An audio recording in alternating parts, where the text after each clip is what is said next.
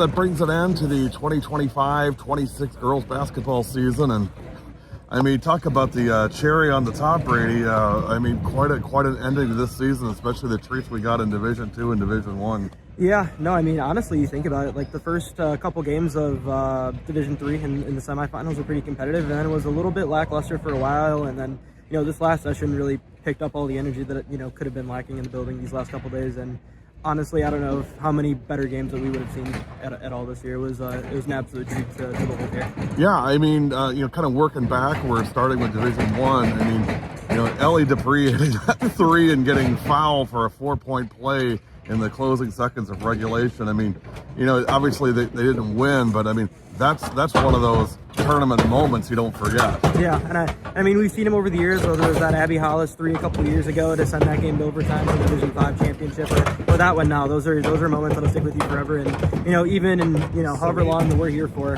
we're gonna see a lot of things that we don't forget, and that's definitely gonna be one of them. Arrowhead gets the win. Natalie Cuso, 35 points. I mean, I don't know that this was a quote-unquote statement game, but I mean, I guess you got to say, I mean, she, her team won, and I mean, she had just a tremendous game, as again, not a big surprise, but closing out her career with a gold ball and the Miss Basketball trophy on the way out of town with it. Yeah, no, she was incredible tonight. I mean, 34 points is pretty much what we've grown accustomed to seeing from her over the years, and for her, there's probably not going to be a better way to go out than all the hardware that she's brought back individually and for Arrowhead Union High School these last couple days. And again, you have to tip your hat to Coach Berg and the Raiders. I mean, just an incredible run the last 3 years. Now it's a gold ball, a silver ball, and a state tournament appearance in the last 3 years. And I don't know that anybody would have said that was going to happen 3 years ago. In fact, I'm pretty sure not. Maybe Merg would be the only one I know that would say it. But I mean, you've got to tip your hat to her staff and the players, especially the 2026 players at OCE. Yeah, and I mean, basketball in Wisconsin at the high school level is so cyclical. You look back, when Merg started and where that program was to where it's been the last couple of years. It's incredible. One gold ball for them this last run here over the last 3 years, but I mean the amount of talent they put on the floor, the amount of moments that they've generated, whether it's today or last year in that game against Edgewood where they went double overtime again.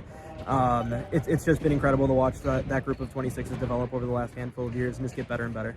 And then moving backwards, Division II, another unbelievable finish, and you got to give Beaver Dam a lot of credit. Down 17 points in the second half to climb all the way back into it and to lose at the end. But a lot of credit goes to those seniors, Shea Marie Ashley, and Jolkin and Taya Donaldson, and Coach Jolkin, his staff. I mean, just a great effort. There's no denying that. But Whitefish Bay stayed the course. Rowan Council did Rowan Council things, and as I've been saying all year, I thought Carrington Baltazar would make a big play at some point that was going to be a difference maker, and she did that in the closing seconds against Beaver Dam.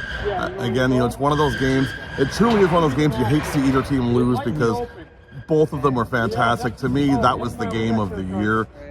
This Arrowhead one being the close second, but again, congratulations to Coach Snyder and the Blue Dukes and winning another Instant Classic. Yeah, I mean, I remember when that lead got to 47-30, and I just felt like they were just going to go through the motions, and it was just going to be a Whitefish Bay comfortable win. And I believe they came out of a timeout. Beaver Dam did, and they just kept plucking away. And the Whitefish Bay students were saying, we're going to win. I mean, they did I believe we will win chant when it was 17 points, and Beaver Dam said not so fast.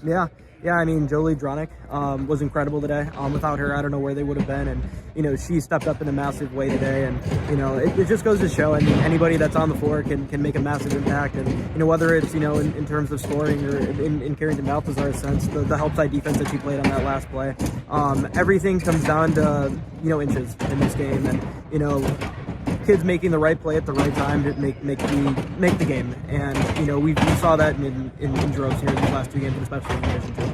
So congratulations, Whitefish Bay, D2 champions. Now moving earlier in the day, feels like yesterday, Division III. I thought that, and I kind of shared this with you. I thought that if Oostburg was going to stumble anywhere, I thought it was in the first half of that Mosinee game on Thursday. I was pretty sure that they were going to come locked and loaded and ready to go, and boy, they sure did. The triplets, so to speak, the twins and Kinsley, they were just locked in, and Addie and Riley close out their season with a gold ball, and great effort against them. But I mean, I don't know.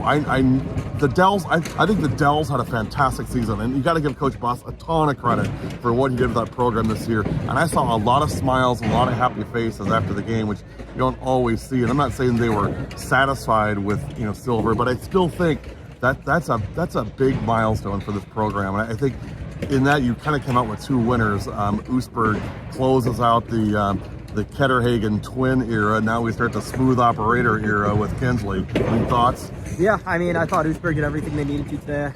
We talked a little bit earlier in the day about how that first half of that Mosinee game was a bit of a wake-up call for them. They came out ready to play and didn't really take anything for granted. The Dells made a little bit of a run at it after being down 12-1 early.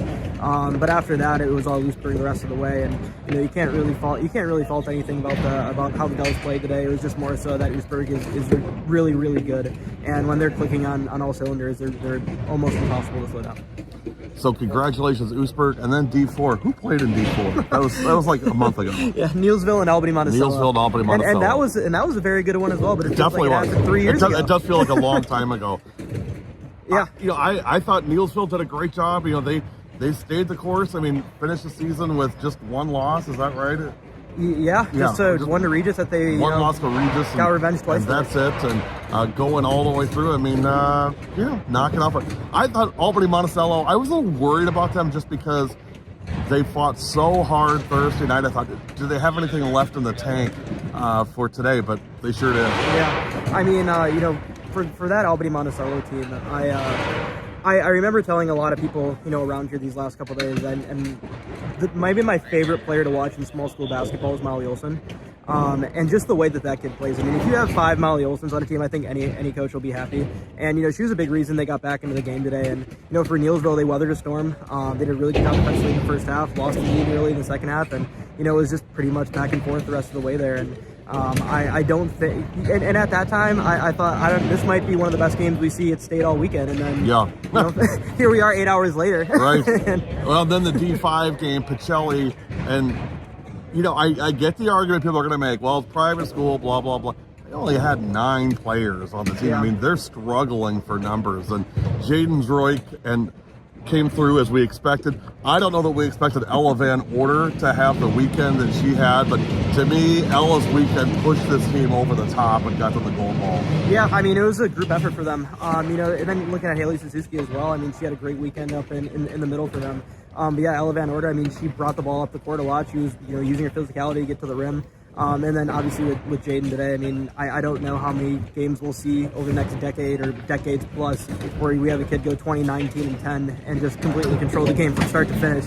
Yeah. And so, I mean, if that was just a bit of a seed of what we might see today, maybe I would have been a little bit more eyes wide open. But, once, I really can't complain about how this championship Saturday went. It just felt like a great way to end the 50th, WIA girls basketball state tournament. Yeah, I mean, really fitting. I mean, we talked about chasing gold, and really, we got to see that in full display. I mean, we got to see these kids, leave everything on the floor. I mean, Brady, how many times do we see the game stop because of blood on the floor? At halftime, I mean, we saw that several times tonight. Yeah, even the fans were coming out with blood. That just shows how hard these girls work and how important it is to them to finish out the right way. And great for us. We were treated to some amazing basketball this weekend, and certainly today. I've been doing this 9 years. I would say this is the best championship Saturday that I've had the privilege to watch overall from end to end. Yeah, I mean, it's hard to argue with that. I mean, this is going to be my 5th state tournament. Well, is my 5th state tournament at this point now that they're all cleaning up this building around us.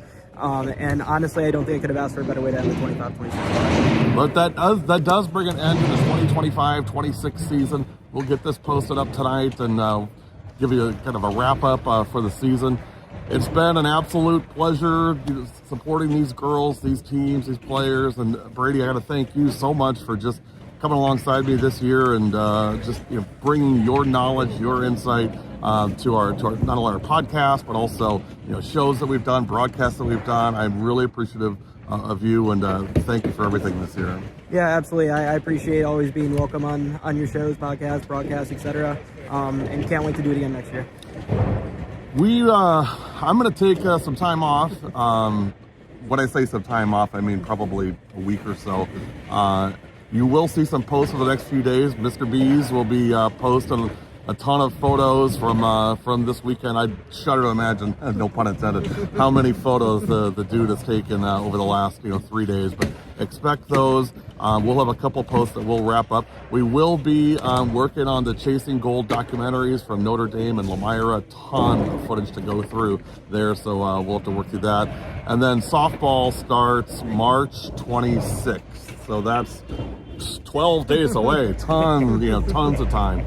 But I want to thank all of you for your support, and Brady, I'm sure you get this as well. I mean, can't tell you how many people came up to me this weekend and just were so encouraging and so thankful and appreciative of what we do, and I just returned that back. I mean, even Craig Counsell even came down and said hello, which was really kind of a mind-blowing thing for me. But I appreciate you guys so much. We have the greatest fans, the greatest supporters in the world. I don't take any of you for granted, and I appreciate you.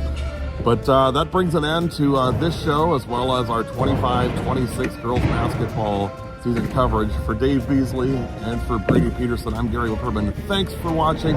Thanks for a great 25-26 season. And we'll see you next week, and for sure we'll see you in sweet November. Last thing, we are W7, and we are for the girls.